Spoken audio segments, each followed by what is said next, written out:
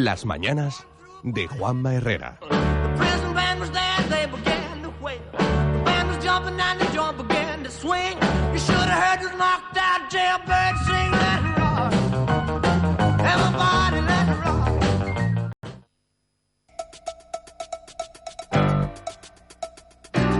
Las mañanas de Juanma Herrera. La entrevista.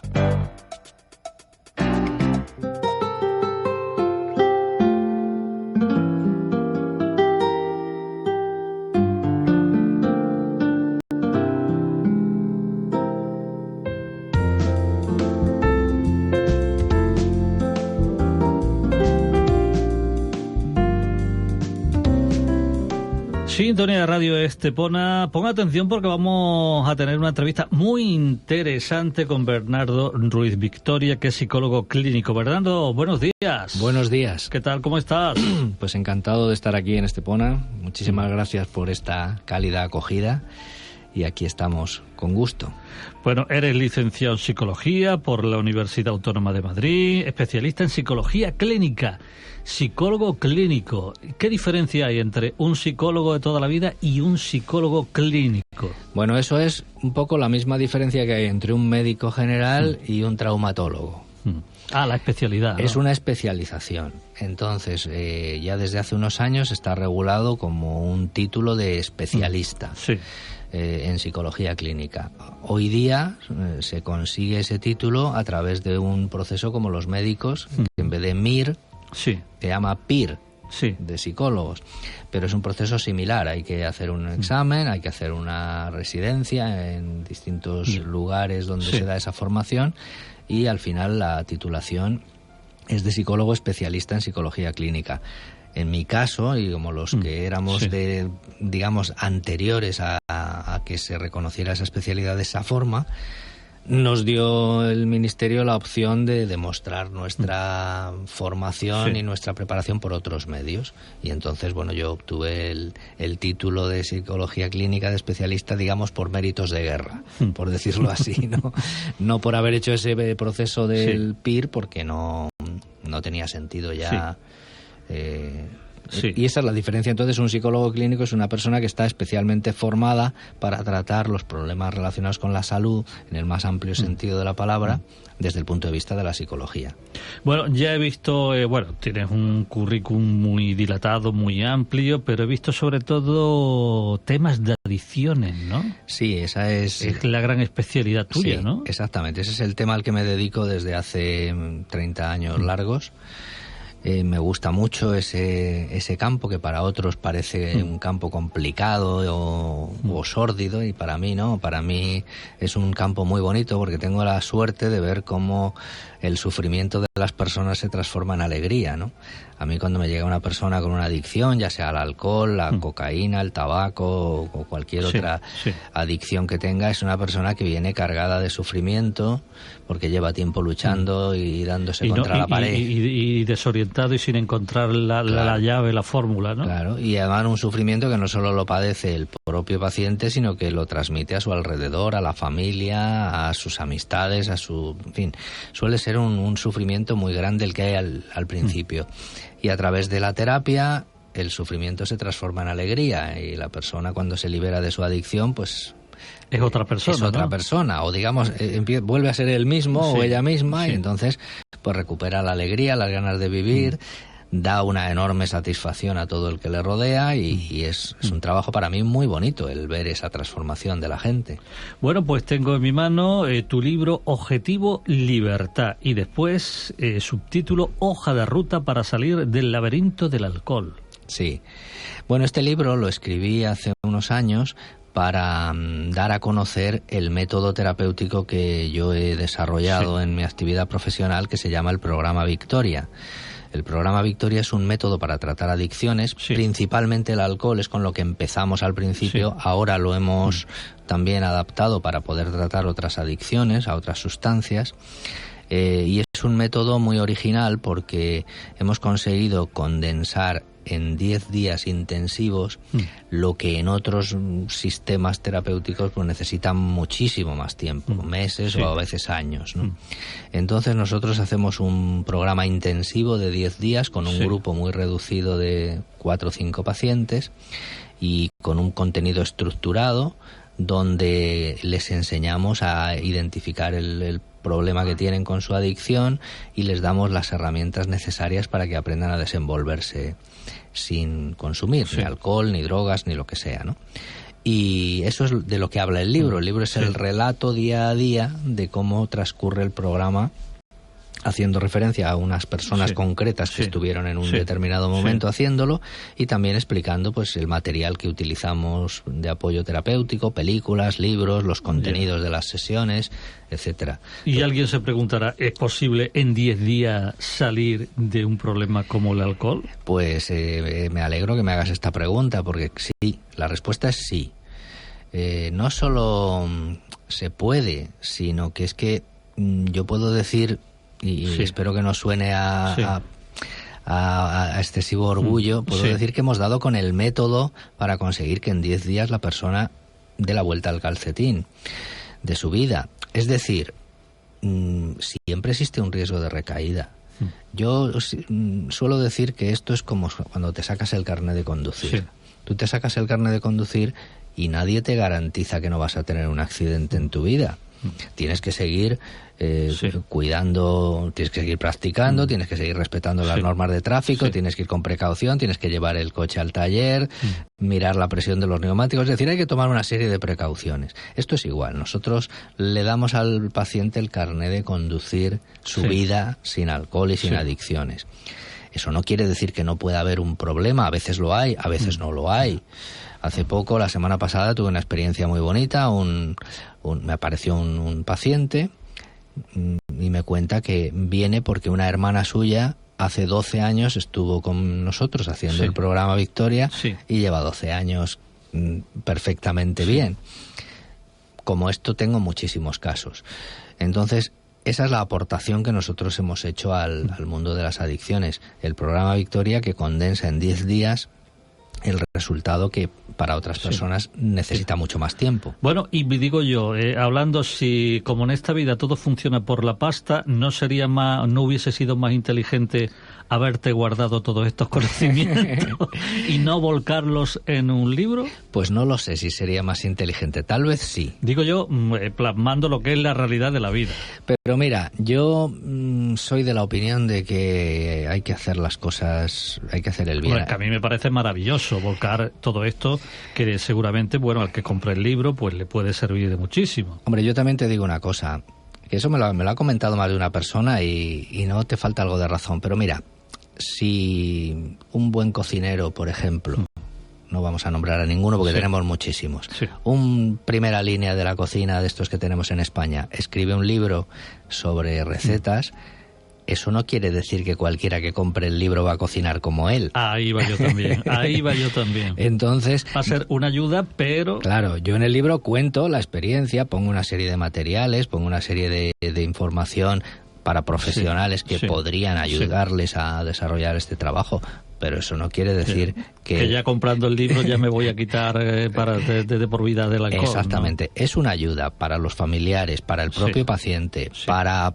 otros profesionales, ya sean médicos, psicólogos, otra clase de profesionales que les pueda interesar conocer más sobre cómo orientar a estas personas que les pueden llegar a su consulta.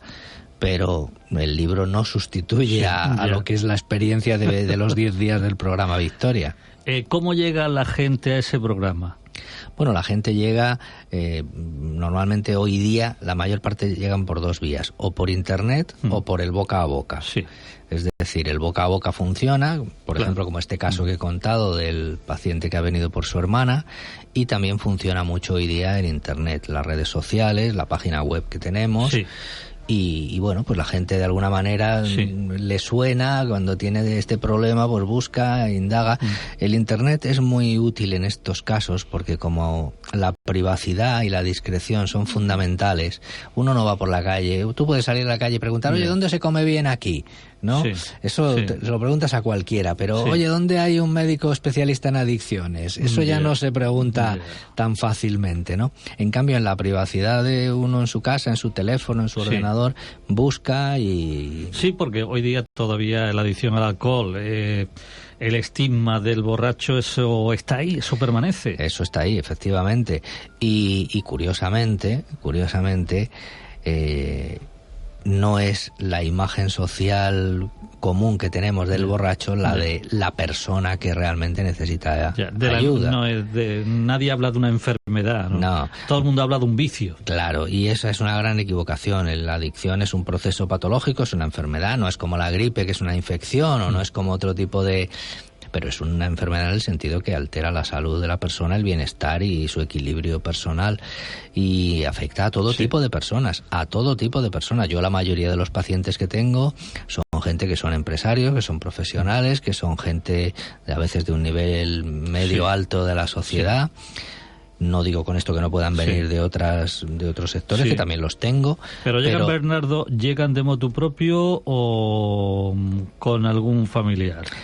Porque ahí es donde está una de las claves. Todo el mundo dice que hasta que esa persona no toca fondo no acude a alguien. Eso es verdad hasta cierto punto. Muchas veces la primera llamada... ¿y hay que esperar que todo el mundo toque fondo? No, lo que pasa es que tocar fondo es un término, que no significa nada en concreto. Es decir, yo más que tocar fondo prefiero llamarlo punto de inflexión. Es decir, hay un determinado momento en que una persona se da cuenta de que su vida no va bien así, de que no controla su situación con el alcohol, con la cocaína, con lo que sea. Pero ¿cuándo se da cuenta? ¿Qué tiene que pasar para que la persona se dé cuenta? Porque claro, todo el mundo dice, no, si yo no bebo, si yo controlo, si yo tal, si yo... Pues mira, hay mucha gente que se da cuenta cuando un día le para la Guardia Civil y le pone una multa de 1000 demonios, le quita el carnet de conducir y le denuncia al juzgado. Eso, por ejemplo, ahora está haciendo a mucha gente darse cuenta. Otras veces uno se da cuenta cuando la familia, la esposa o el marido o el hijo o el padre te dice hasta aquí hemos llegado, esto no puede ser. Y ahí te queda, apáñatela. Otras veces es en el trabajo, cuando a uno le dan un toque en el trabajo y la empresa le da un toque y le dice, oye, esto no va bien. Cariñosamente o menos cariñosamente. Tiene que pasar algo, tiene que haber alguna consecuencia, porque las adicciones se sustentan mucho en la mentira y en el autoengaño, ¿no? Entonces la persona siempre tiende a creer que todo lo que le pasa es por cualquier otro problema o cualquier otra causa, no es debido a su propia conducta, sino es porque la empresa hay problemas y entonces ahora me ha tocado a mí. Pero no se para a pensar que es su propia conducta la que está afectada. Ahora bien, el día que se da cuenta, también tiene que tener una ayuda en ese momento, una presencia mental de por ejemplo, de nuestro programa o de algún otro para dar el paso, porque si no eso es como una luz que aparece y se desvanece y a lo mejor hasta dentro de 6 meses no vuelve a aparecer la oportunidad de que la persona está receptiva, ¿no? Siempre me he preguntado, Bernardo, ¿qué componente en esta adicción concreta que estamos hablando del alcohol es fisiológico y cuánto hay de psicológico? Bueno, eso es imposible de determinar. Hay de los dos. Hay un componente fisiológico, incluso hay un componente genético. Es decir, hay personas que son más sensibles a los efectos del alcohol y que generan la adicción en menos tiempo. Y hay otras personas que necesitan más tiempo. Como dice uno de los documentales que yo les pongo a mis pacientes, desarrollar la adicción al alcohol es cuestión de copas y de tiempo. Pero claro, hay unas personas que necesitan menos copas y menos tiempo. Y hay otros que necesitan más. Ahí es donde está la diferencia fisiológica. Luego también influyen pues factores psicológicos, ambientales. Pero muchas veces pensamos que tiene que uno vivir en un ambiente malo, tener problemas, y no es así. Hay gente que tiene una vida perfecta, aparentemente, que tiene una vida estupenda, que tiene un negocio que le va del cine, que tiene un buen nivel de vida, que tiene un buen coche, una buena familia... y tal. Y en cambio está enganchadísimo al alcohol y tiene un enorme problema con ello. Lo que pasa que a lo mejor las consecuencias o la apariencia es muy distinta del señor que vemos pues en la calle con un cartón de vino en el banco, ¿no? Cuando hablamos de ese componente genético, me estoy preguntando yo ahora a un señor que vemos bueno, que los médicos, en fin, todo el mundo recomienda el vasito de vino en la comida. Un señor que tenga ese componente genético no está condicionado y no debería ni siquiera, a lo mejor, digo yo, probar todos los días ese vasito de vino. Hombre, antes de tener... Es decir, la pregunta, sí. ¿Ese vasito de vino que nos recomiendan como saludable no puede llegar a conducir a una adicción? En algunos casos sí, De todas maneras, lo de que el vasito de vino es saludable es un poco... Todavía está ahí... Es decir, vamos a decir que el alcohol es una sustancia tóxica, siempre. Sí. Por eso, cuando una persona se emborracha, decimos que tiene una intoxicación etílica. Siempre es un tóxico. Es un tóxico que nuestro cuerpo es capaz de eliminar en determinadas dosis y en determinadas cantidades. Pero siempre es un tóxico. Entonces, decir que es saludable el consumir un tóxico es un poco contradictorio. Otra cosa es por tanto, eso queda clarísimo. Sí. Que hay personas que pueden durante toda su vida beber moderadamente y no tener problemas ni de adicción, ni de salud, ni de ningún tipo. Eso también es cierto. Como todos pasamos por la calle y respiramos el humo de los coches y no nos morimos. Yeah. Pero eso no quiere decir que el humo de los coches sea saludable. Si uno se mete en un sitio cerrado con el coche encendido, antes de una hora está muerto. Sí. Entonces, con el alcohol pasa lo mismo. El alcohol siempre es tóxico y cualquier cantidad puede ser peligrosa. Y para algunas personas es extremadamente peligrosa. Bueno, en este programa, Victoria, en resumen, ¿qué es lo que se hace en esas sesiones para que alguien elimine o...? Bueno, lo que hacemos sobre todo es un trabajo psicológico. Es decir, lo primero es ayudarle a la persona a entender por qué ha desarrollado la adicción. Y el por qué ha desarrollado la adicción lo tiene que entender en relación con su propia vida y su propia historia personal. Sí. La mayor parte de la gente empieza a beber de una forma inocente, porque es una cosa familiar, de los amigos, porque lo hace todo el mundo. Lo mismo pasa hoy día con otras drogas, que también se empieza de una forma casi inocente. Y de repente o poco a poco da uno el salto y entra a convertirse en adicto. Eso no lo entiende uno, le cuesta mucho entenderlo, porque siempre piensas, bueno, y hay otro, ¿y por qué ese otro se toma 2 copas y se va a su casa? ¿Y por qué yo si me tomo 2 copas tengo que seguir hasta la mañana siguiente? Y a veces piensa uno que es cuestión de fuerza de voluntad, que es cuestión de determinación personal, que es cuestión de control, y no es nada de eso. Entonces, la primera parte del programa, el primer objetivo es conseguir que la persona entienda por qué le pasa eso. Sí. Eso se lo explicamos. Eso es importante, claro. Muy importante. Porque al entenderlo también se le quita la carga de culpabilidad que todos traen. Claro. Que se sienten culpables de estar enfermos y en realidad tú no eres culpable de estar enfermo. Sí que eres responsable de tu propia curación. Es como el diabético, no tiene la culpa de ser diabético, pero sí es responsable de cuidarse una vez que sabe la enfermedad que tiene para no sufrir las consecuencias de la misma. Entonces esa es la primera parte. Y la segunda parte es dotar a la persona de herramientas psicológicas para mantenerse sin beber. Aprender a decir que no a la presión social. Aprender a decir que no bebe con naturalidad, aprender a manejar la ansiedad. Pero se me ha ocurrido una pregunta. Hablábamos antes, Bernardo, de la toca hacer, de esas personas que a lo mejor están en puestos importantes, que no quiere nadie, que no quiere, lógicamente, llevar una vida discreta y no quiere que nadie sepa que tiene esa adicción. Pero hablábamos antes, una de las claves, defenderse de la presión social. Hoy día acudes a todos los sitios y todo se celebra con alcohol. Si esa persona quiere mantener la discreción, ¿qué tiene que hacer? ¿Qué tiene que alegar? ¿Cómo defenderse? Si todo se celebra con alcohol. Bueno, todo se celebra con alcohol, es verdad, pero en todos los eventos donde se está celebrando algo, siempre hay gente que no bebe alcohol. Y entonces nuestros pacientes tienen que ser unos de los que no beben. Y tienen que encontrar el argumento para decir que no beben con la misma naturalidad que el que no fuma dice que no fuma.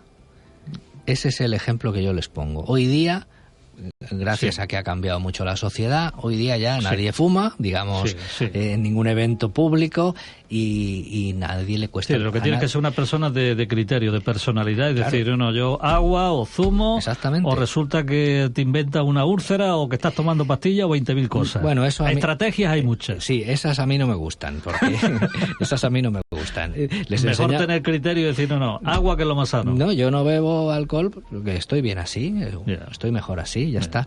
Cuantas menos explicaciones das, menos preguntas tienes que responder. Mejor, ¿no? Y menos te metes otra vez en el camino de las mentirijillas. Y las mentirijillas, cuando uno dice que tiene una úlcera, la tienes hoy, pero el mes que viene... Y también no puede ocurrir que esa persona tenga miedo a acudir a determinadas citas, como hay, claro, cumpleaños, bodas, bautizos, comuniones, santos, fiestas, navidades... Bueno, pero para eso es nuestra terapia, para enseñarle a afrontar esas situaciones con la cabeza bien alta, ¿no? Con naturalidad, con... No es fácil, ¿eh?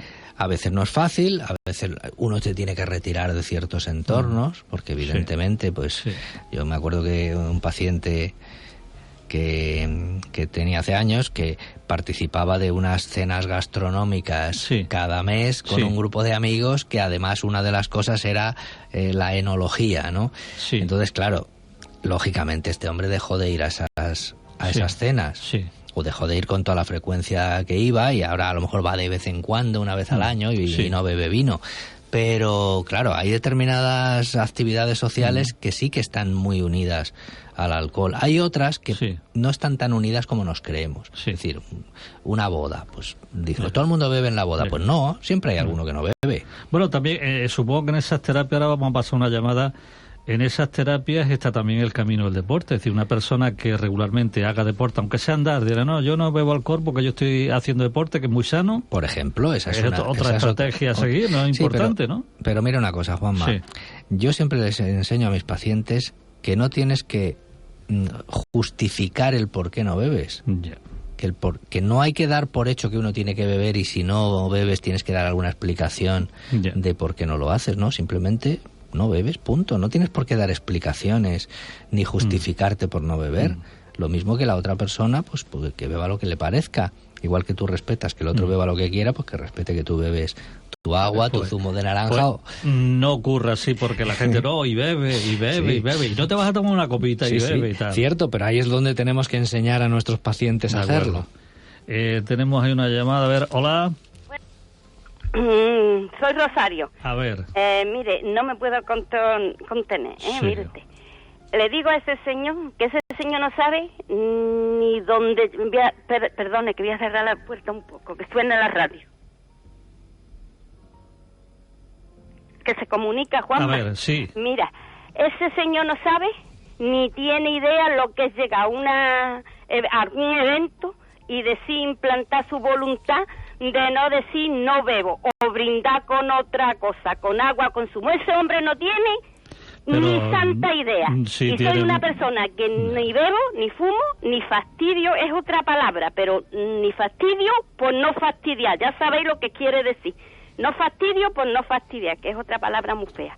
Pues resulta que yo desde niña me han pegado hasta cogotazos para la uva en aguardiente. Me he bebido la uva, me he comido la uva, y me han pegado el cogotazo y nos han enseñado a beber aguardiente. Pues pero esas eran las malas costumbres, los malos hábitos que había. Pero la que no le gusta, Juanma.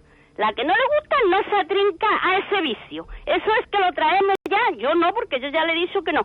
Se trae en la sangre de sus padres y de sus antepasados. Porque mi abuelo lo perdió todo con el arco. Y ya no voy a extenderme más. Entonces eso es herencia. Y cuando la persona deja de beber es porque tiene una enfermedad y ya no puede beberlo. El organismo no se lo tolera. Bueno, tú... Nada más. Escucha y aprenderá de lo que estamos hablando, Rosario. Hay que comprobar todas las llamadas, Esaú. Hay que comprobar todas las llamadas. Bueno, seguimos hablando con Bernardo. Ay, Dios mío, qué paciencia hay que tener. Bueno, eso de que se trae en la sangre, eso ya lo has aclarado perfectamente. Sí, bueno, es lo que acabo de explicar, que hay personas, evidentemente, que tienen más facilidad que otras para desarrollar la enfermedad adictiva. Sí, eso es así. Pero eso no quiere decir que las personas que, entre comillas, lo traen en la sangre vayan a caer todas ellas en la adicción, ni que el que no tiene antecedentes familiares esté libre de peligro. Hombre, y además ya lo estamos viendo, es decir, esto no es un juego, esto no es algo, tenemos escritores, tenemos ministros, tenemos personas de la calle, es decir, que esto no mira la condición, ni la categoría, ni nada de nada. La adicción es como la gripe, le puede pasar a cualquiera. Hay personas que pueden ser más predispuestas que otras, que tienen más riesgo, que les resulta más fácil caer en ello, pero a cualquiera le puede pasar. De hecho, a cualquiera le pasa. Sí. Con este programa Victoria, ¿cuánto tiempo lleva, Bernardo? Pues yo empecé en el año 84. Enero del 84 hice mi primer grupo, que entonces ni lo llamábamos Programa Victoria, lo bautizamos unos años después. Sí. Empezamos en esa época, o sea que acabamos de cumplir 33 años. Y bueno, gracias a Dios, pues seguimos teniendo mucha gente que confía en nosotros, que sigue dándonos buenas referencias de cómo les va. Lo mismo que también, y no lo voy a negar, tenemos gente que ha tenido tropiezos, que ha tenido recaídas.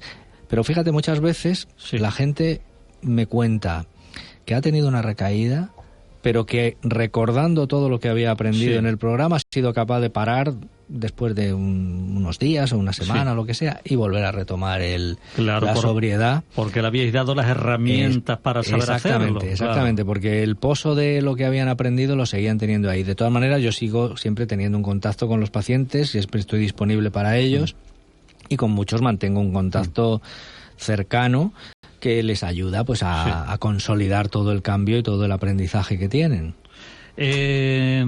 Actualmente, Bernardo, pasas consulta en clínicas Premium en Marbella y también Clínica del Río en Estepona, en San Pedro, ¿no? Efectivamente, ahí en cualquiera de esos sitios me pueden localizar, o también a través de internet. Tenemos una página web que es programavictoria.com. También ahí nos ¿Esto pueden... cómo lo hacéis, lo del programa Victoria? Ya hemos dicho que la gente interesada os conoce a través de internet y que hace, se apunta, se inscribe, o cada cuánto tiempo se hace. Esto lo hacemos casi continuamente. Lo primero es pedirnos una cita en la consulta.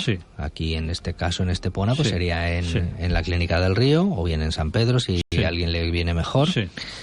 Pedir una consulta y tener una entrevista en persona, mínimo una. A veces hay que tener más de una, pues porque hay que hacer una valoración o porque primero viene la familia y luego viene el paciente. Entonces ya una vez que ya vemos que la persona está suficientemente motivada, que tiene las ideas claras, que sabe lo que quiere hacer, pero que no sabe cómo, en el cómo es donde le ayudamos, pues damos el segundo paso, que es formamos un grupo de 3-4 pacientes, 5 o 6, máximo 8, y nos retiramos a un lugar que suele ser un hotel spa, de estos que están un poco retirados por aquí de la circulación, donde estamos tranquilos. Hacemos, yo digo que como la concentración de los futbolistas cuando se van para un mundial, ¿no? Nos retiramos un grupito pequeño, tenemos nuestra vida un poco independiente, nuestra sala de reuniones, vivimos en el hotel y durante casi las 24 horas del día estamos trabajando sobre el tema. Unas veces hay sesiones individuales, otras veces en grupo, otras veces hay lecturas, otras veces hay películas, documentales, terapia de relajación, terapia cognitiva, en fin, una serie de conceptos que manejamos dentro del paquete durante esos 10 días. Al salir de esos 10 días seguimos en contacto con nuestros pacientes ya de una forma por teléfono, por internet y en persona en la consulta periódicamente en la medida que cada uno lo va necesitando, ¿no?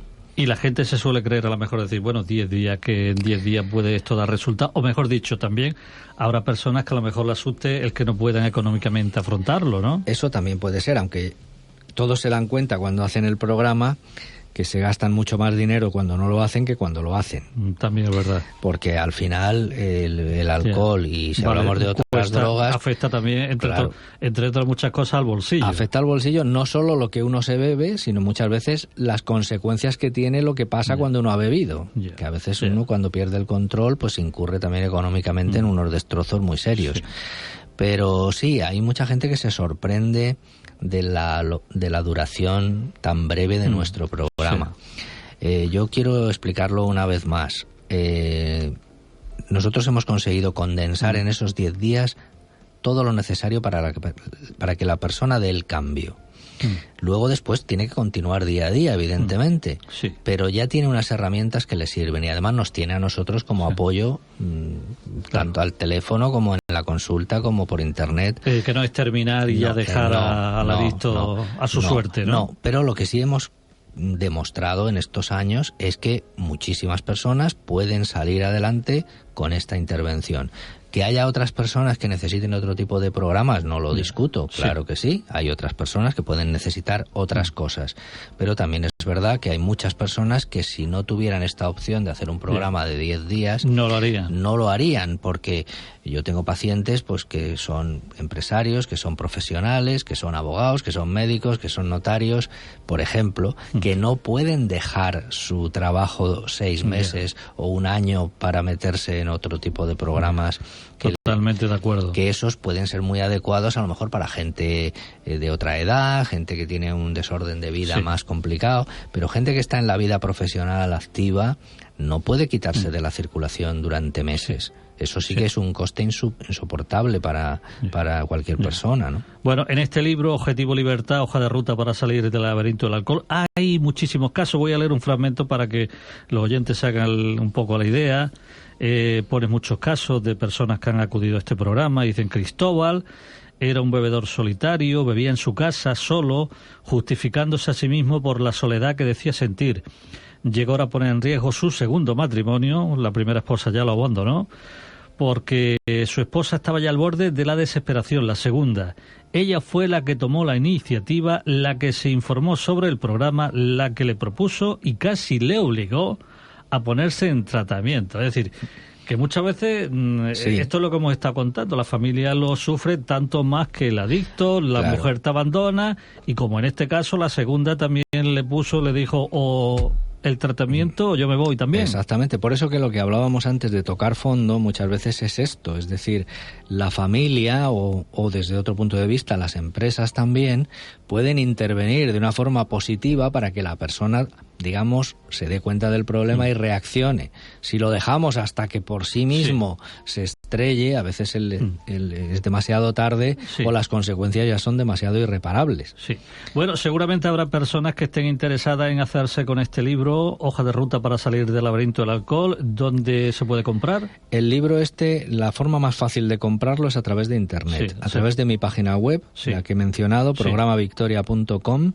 Ahí hay un enlace para comprar el libro. Se compra, se lo reciben en casa en unos días y con toda discreción, además, que es otra de las cosas importantes en estas cosas. Hay mucha gente que a lo mejor le daría un poco de pudor comprar el libro en una librería y que todo el mundo vea el libro que se lleva. Claro, pues si te dice, laberinto del alcohol, este tiene problemas con el alcohol. Claro. Y en cambio, así lo compras por Internet, te llega a tu casa, lo puedes comprar también en formato electrónico, aquí lo tienes en papel, pero se puede comprar en formato electrónico y lo recibes en tu casa con toda discreción y... Sí. Bueno, también veo muchos agradecimientos a este programa por aquí. Sí, y todos son reales. No te lo has inventado, No. Lo único que hemos hecho es cambiar los nombres por motivos de preservar la identidad, pero todo lo que se cuenta en el libro es verdad. Eso es lógico. Bueno, ¿y qué me dices claro, estamos hablando del alcohol, el problema actual con el botellón, con la gente joven bebiendo a esas edades tan tempranas? Pues eso a mí me preocupa muchísimo, porque eso es un caldo de cultivo tremendo iba a decir para futuros problemas, pero no son ya futuros, son ya actuales, ¿no? Muchos de esos chavales se están destrozando el cerebro. Y a mí lo que siempre me preocupa es ¿dónde están los padres de esos chavales? ¿Dónde están? Me refiero, ¿qué tipo de educación estamos dando a nuestros hijos para que piensen que la manera de divertirse es juntarse 200.000 jóvenes en un lugar y hincharse a beber sin otro fundamento? A mí todavía voy más lejos, y cuando se juntan a beber 25.000 o 30.000 universitarios que mañana van a estar en los puestos de responsabilidad de la sociedad. Cierto. A mí eso me preocupa como sociedad. Creo que como sociedad estamos dando un mensaje muy malo, porque estamos transmitiendo una permisividad enorme, no solo hacia el consumo de alcohol, sino hacia el abuso del alcohol y la embriaguez, y como si el emborracharse fuera algo necesario para ser feliz. Además, a mí me hace muchísima gracia cuando un botellón lo quitan de un sitio para trasladarlo a otro. Es decir, que no se trata de quitar el problema, no. A los gobernantes les preocupa de que la gente no se queje con que hace mucho ruido o deja mucha porquería, no. Es decir, el problema que es la adicción, el problema ese no les preocupa. Claro, a mí eso realmente me entristece mucho. Y creo que es un reflejo de que nuestra sociedad tiene una crisis de valores importante y que cada uno en su casa tiene que pensar qué educación está dando a sus hijos. Y ya sé que todos van a pensar, o muchos van a pensar, sí, pero es que todos lo hacen, es que si no le dejo yo, le voy a aislar de los amigos, es que todos los niños hacen lo mismo. Mira, el que todos hagan una cosa que es mala, objetivamente, no la hace buena, no la convierte en buena. De todas formas, vuelvo a incidir a un tema clave contigo, Bernardo, es el criterio, la personalidad. Hay que sembrar la semilla en los colegios de pequeño a tener personalidad, a saber decir que no. Claro. Que por mucho que te bombardeen con publicidad o fulanito de tal convenciéndote de lo que sea, a decir que no, a tener libertad. Personalidad, criterio, no dejarte mangonear por nadie en ningún aspecto. Esa es la clave. Yo por eso le he puesto ese título al libro, Objetivo Libertad, porque la persona que es adicta es una persona que ha perdido la libertad. Y para evitar que nuestros hijos, ya que hablamos de los que todavía no lo son, sean adictos, hay que enseñarles a ser libres, a tener su propio criterio, a no seguir necesariamente a las masas o al grupo cuando va a hacer cosas que objetivamente no son buenas. Bueno, ¿y dónde queda la estupidez esa, tómate una copita para ponerte alegre? ¿Esa estupidez quién la ha inventado? Pues esa yo creo que está inventada desde hace muchísimo tiempo, porque es una de las falsas verdades que tiene... Sí, que si no te tomas una copita es imposible que te pongas alegre, ¿no? Eso desinhibido, ¿no? Eso no es verdad. Con una copita hay gente que se pone alegre, pero no es el único medio ni es el mejor. Y tenemos que enseñar a nuestros jóvenes a divertirse sin necesidad de intoxicar su cerebro, ni con alcohol, ni con marihuana, ni con otras drogas. Y hoy día estamos casi asistiendo a lo contrario, a que se está... digamos, banalizando el consumo de todo tipo de sustancias y ahora parece que porque hay muchos intereses, porque hay mucho dinero detrás. Exactamente, hay muchos intereses detrás y hay mucha presión económica abierta, subterránea y de todo. Por eso hay que tener una buena coraza, que es lo que estamos diciendo. Claro, y una buena armadura psicológica, y eso, para prevenir hay que trabajar mucho y empezando en la familia. Y para curar, ya cuando una persona es un adicto, pues ya tiene que hacer una terapia como la nuestra. Bueno, pues recuerden, Bernardo Ruiz Victoria, psicólogo clínico, pasa consulta en Clínicas Premium en Marbella, en Clínicas del Río, en San Pedro Alcántara, en Estepona, también lo pueden encontrar en Facebook y en programavictoria.com. Efectivamente. Pues nada, muchas gracias por haber estado con nosotros. Gracias por este tiempo, Juanma. Muchas gracias.